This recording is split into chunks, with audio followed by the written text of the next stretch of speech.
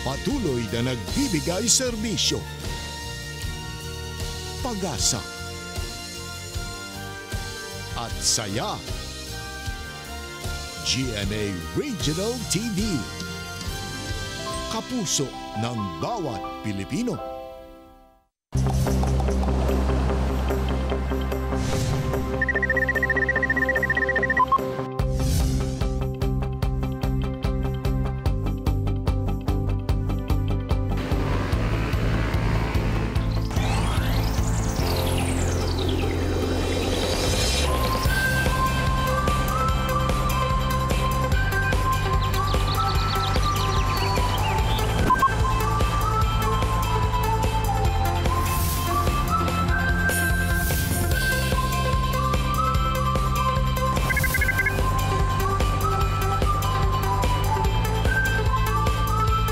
Kini ang At Home with GMA Regional TV.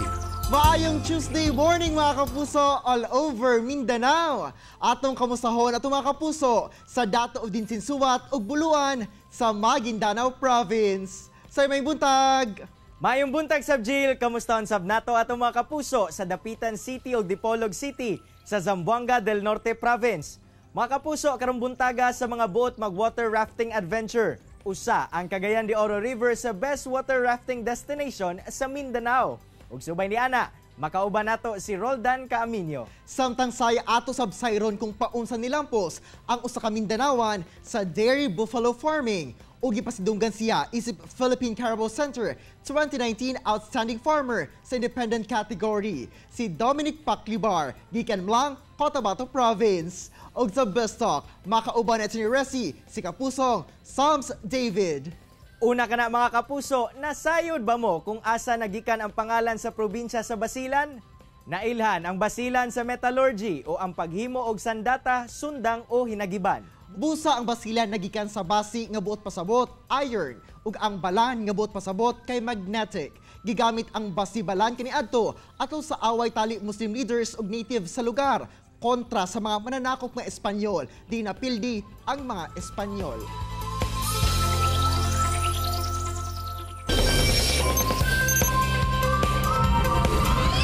Mga kapuso, sa mga mahiligon og water adventure, swak kaayo ning hisgutan nato karong buntaga. Sanglit usa sa major tourist destination ang Cagayan de Oro River kung asa mamahimong mag-water rafting. Subay ni ana karong buntaga atong sayron kung unsa ba kalingaw ug kamusta ang operasyon ni ini kauban si Sir Dan Caaminio. Sir Dan, mayong buntag og dayon sa At Home with GMA Regional TV. Kamusta? May buntag sa tanan kapusong Mindanawan.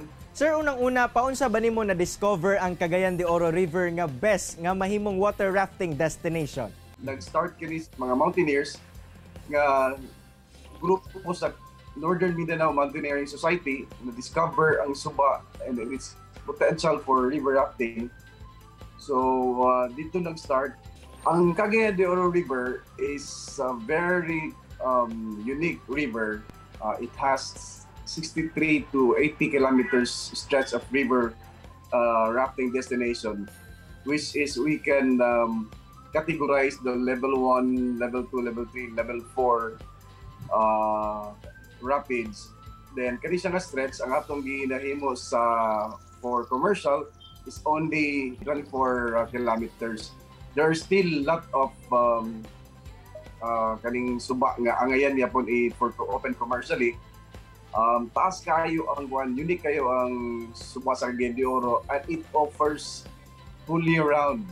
Even summer, sadig yapon kayo for river rafting destination. Sir, unsa sabang nagtula kanimo nga ipadayon kini? Nakita ba nimo nga adunay potential ang water rafting industry diri sa syudad? Dako kay siyang potential because we invited from the IRF, which stands for International Rafting Federation. We invited them.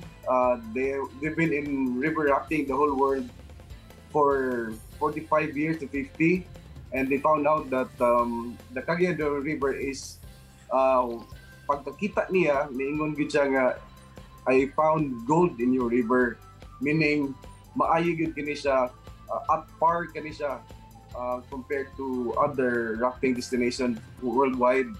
So mo kini siya naagat kami and nagpadayon kami, nag-develop sa pag-offer ani sa rafting destination sa ato. Sir, asa pud ba ang ruta sa water rafting o unsa ba ni kataas?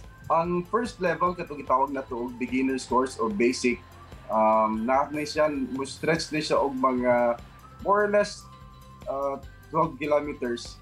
Ang rapids anis na sa mga 14.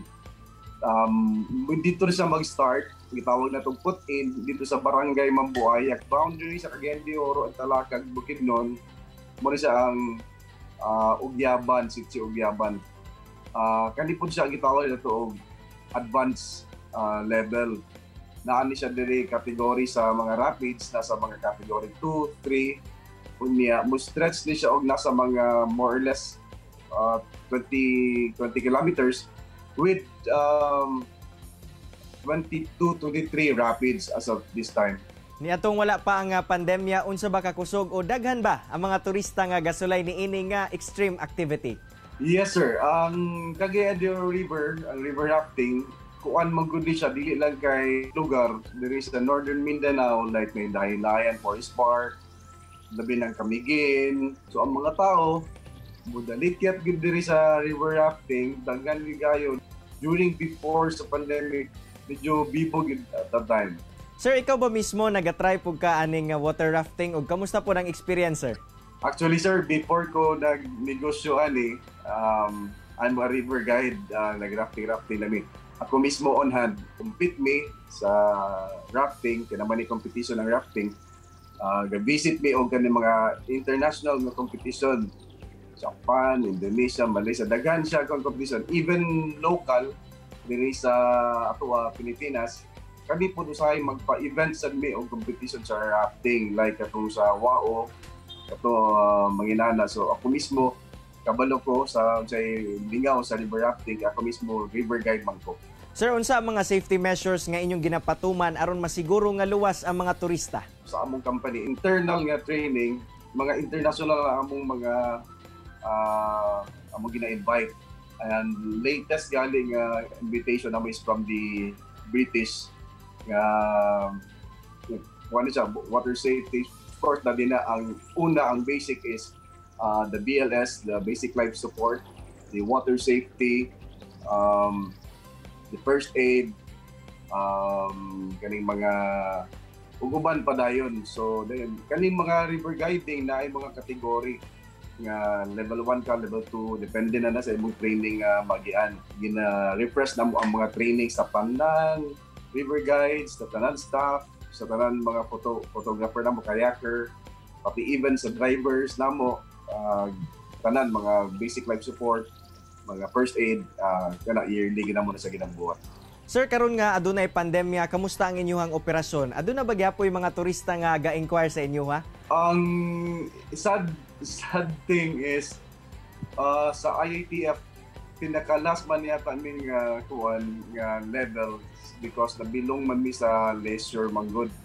So for the meantime, I don't know kung kano sa mi tugutan, but dili pa gini allowed mo operate because lagi nabilong man mi sa leisure nga kuan.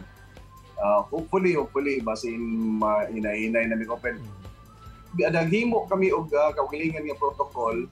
Lastly, sir, let's invite our Kapuso viewers this morning nga itry ang water rafting dinhi sa syudad ug galing mahuman na ang pandemya ug makabalik na kamo sa pag-operate. Invite kamo tanan na in kaso lang matungtan na matugutan na kita mag-operate balik. Kay daghan as of this moment, daghan na kayo ga-inquire, daghan na kayo pang gusto mag-try. Life vest, ang atong raft, atong mga paddles, helmets, prepared, ready, nagigayo tanan.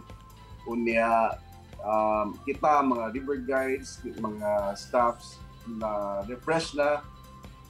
But soon, kung tugutan ta, soon, let's do rafting here in Cagayan de Oro City. Daghang kayong salamat, Sir Dan, sa imong oras nga gihatag sa At Home with GMA Regional TV. Amping pirmi, sir. Daghang kayong salamat, sir. Chillax lang mga kapuso, mubalik pa ang At Home with GMA Regional TV. Kini ang At Home with GMA Regional TV. Best of tayo mga kapuso, kauban si Attorney Resi Rizada. Resi!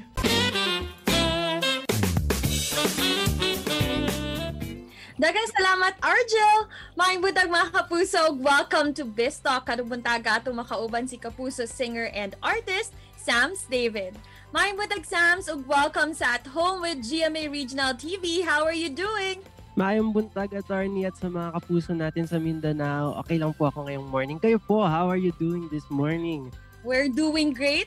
And ngayon 2021, Sams, what are your plans naman for this year? Siguro po I'm planning to habang wala pang mga project is mag-attend po ng workshops. Kasi ongoing pa kahit online, nag-workshop po kami acting, singing, and even dancing nga po, nag-workshop kami, nag-send kami ng videos.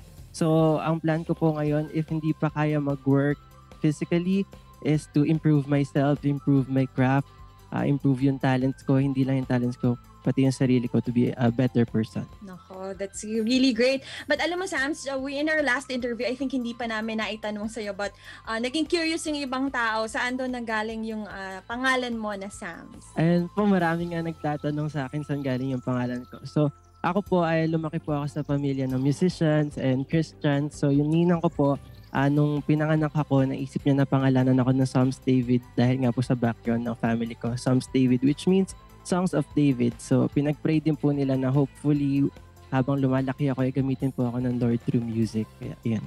Thank you, Lord.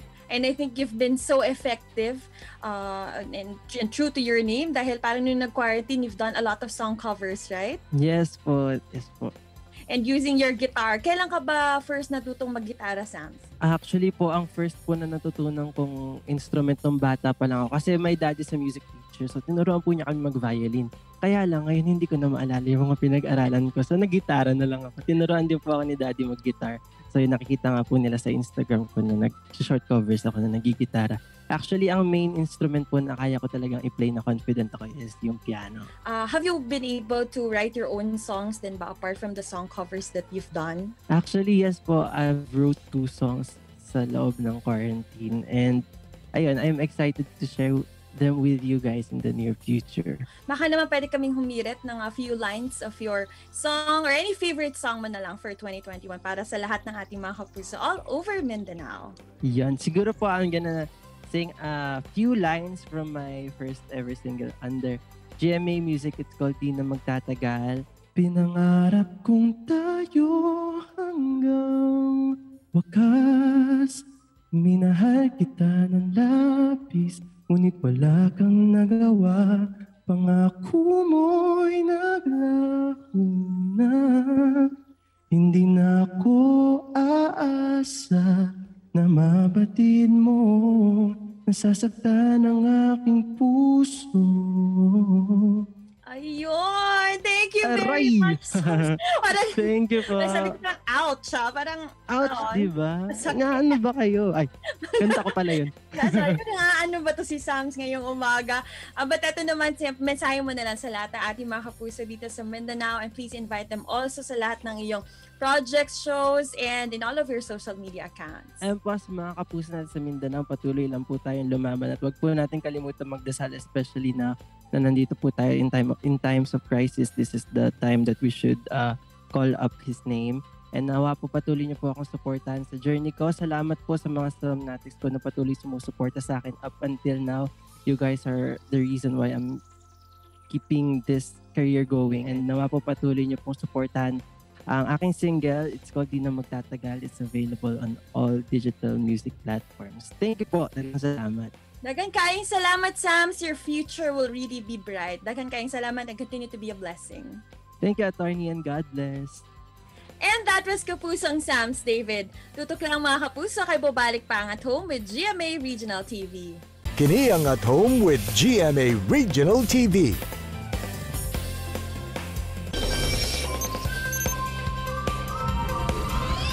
Mga kapuso, karong buntaga, atong kakuhaan og inspirasyon ang istorya sa giilang Philippine Carabao Center 2019 Outstanding Dairy Buffalo Farmer sa independent category, si Dominic Paclibar, gikan Blang, North Cotabato Province. Sir Dominic, may buntag og dayon sa At Home with GMA Regional TV. Kamusta na ka, sir? Maayong buntag, Sir Argel.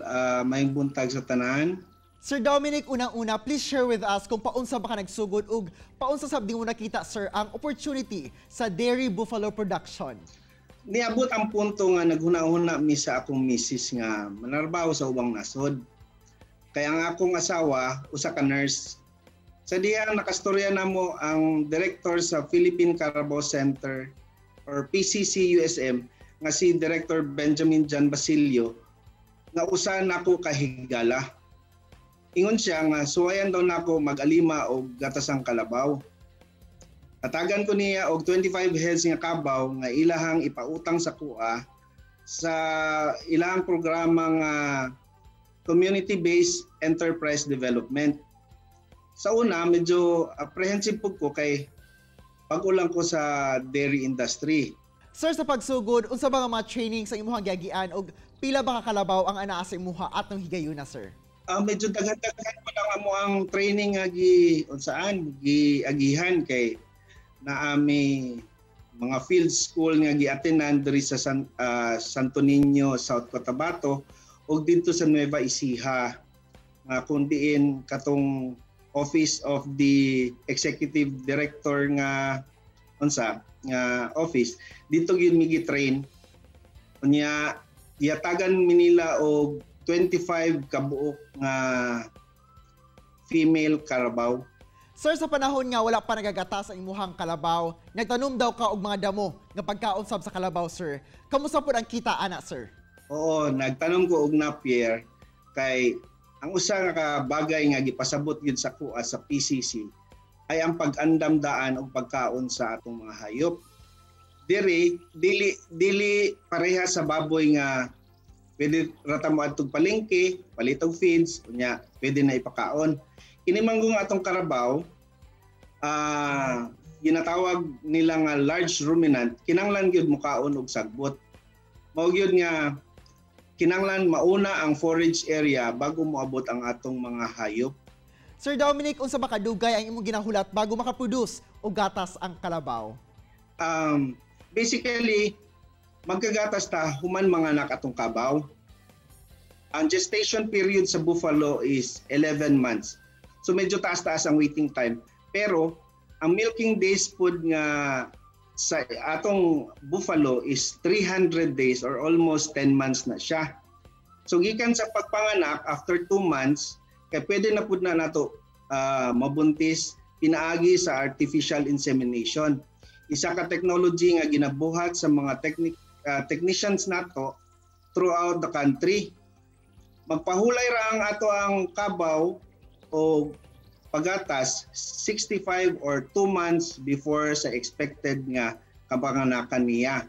So kinahanglan nato undangon ang paggatas kay para pod makadevelop ang fetus sa iyang tiyan while nagpaabot ang after 2 months ana manganak na pod utro, and then the cycle goes on.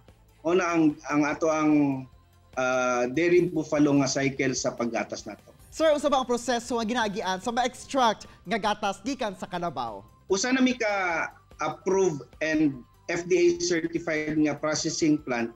Ginasunod na mo ang proseso nga ginapatuman sa ahensya. Gamit ni og stainless steel milk cans, stainless steel nga mga milk containers, and then mga stainless steel pots para sa collection, transport o pasteurization sa among gatas. Gikan sa farm, ginakolekta sa among milk collectors ang raw milk. Unsa lang mi hand milking mi kay wala pa mi kapalit og milk machine nya dadon ang raw milk sa processing plant namo, pasteurize o para mamatay ang harmful bacteria nga naa sa atong gatas. After ani, i-bottle ang mga gatas para sa fresh milk nya ibutang ni siya sa cold storage. Ang ubang milk, ginabutangan po namo og flavor sama sa choco, melon, strawberry, or buko pandan. And then gina-refrigerate na namo pagkauman. Ug napoy isa ka product namo nga ang difference lang is sa packaging. Bali ginabutang namo sa pouch and then i-freeze ni namo kay ginabaligyan ni nga morag ice candy. Og sir, katong nag-produce na og gatas ang imuhang kalabaw, pausa ba mo gina-market ang imuhang mga produkto, sir? Sa amo ang training, itudluan mi mo process o raw milk na to. So natay products like fresh milk, flavored milk, milk bars, ice cream, o cheese. Nami mga wholesalers and retailers nga nagabaligya sa among product locally. Nakasulod po mi sa programa sa DepEd nga school-based feeding program milk component sa dihang 7 municipalities of North Cotabato o isa ka munisipyo sa South Cotabato ang among ginasuplayan og 200 ml nga toned milk. Actually, karong katapusan sa Pebrero, magasugod na po ang among second year nga pag-supply og toned milk sa mga nabanggit nga mga municipalities. Nagatabang pod mi og pamalit sa ubang farmers nga kami ang nagapalit sa ilahang produce. Nahimo mi nga consolidator sa mga gatas nga gina-produce sa buffalo farmers dito sa North and South Cotabato. Karon sir, pila na ba kakalabaw ang ginakuhaan nimo og gatas og unsa na sab kadaghan ang maabot sa imong dairy production? Sa pagkakaroon nami 7 lactating na kalabaw. The other day na nanganak gikan mi sa 18 heads nga lactating, so nag-dry off ang uban. Pasabot sa dry off naundang na tong unsa katong 2 months nga ginahulat nato nga dry period o nang drying off niya. So buntis na pud sila at to ano pud ang hulaton nga in this coming months manganak na pud na sila. So karong January 2021 ang among production moabot og 700 liters. Wow, daghan-daghan na gid sir no. Sir Dominic, unsa ba imong ma-advise ngadto sa mga buot pud mosulod sa ing-ani nga klase nga farming? First and foremost, gusto nako imbitahon ang mga farmers nga na-displace ang ilang livelihood gamit ang mga farming animals tungod sa mechanization sa atong palay production. Pwede nato i-upgrade ang animals pinaagi sa pag-crossbreed sa atong native Carabao dito sa similya sa dairy buffalo nga gina-AI sa atong mga technician. Ayaw mo kabalaka kay ang atong gobyerno handa sa mga programa nga musuporta sa atong bagong industriya. Sama sa giingon sa PCC, sa dairy ang kita ay daily. Alright, daghan kayong salamat Sir Dominic sa pag-share sa imong istorya. Nakakuhaan kayo og inspirasyon sa mga kapusong Mindanawan. Og congratulations sir sa pasidungog nga imuhang nadawat. Thank you po.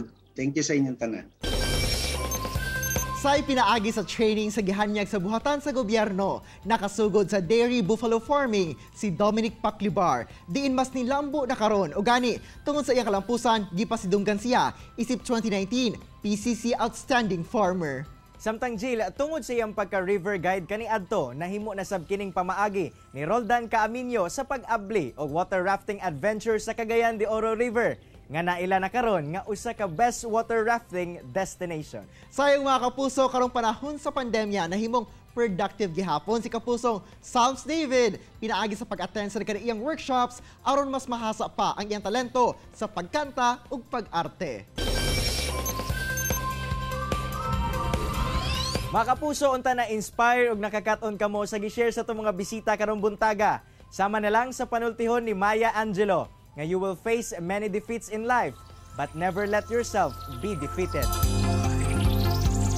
Mga kapuso, makita pagbalik ang atong episode pinaagi sa pagbisita sa www.gmaregionaltv.com. Huwag kayo kalimot, mag-subscribe sa official YouTube channel sa GMA Regional TV. See you tomorrow mga kapuso, and always remember that God is good all the time. Ayaw sab kalimot sa pag-smile. Amping!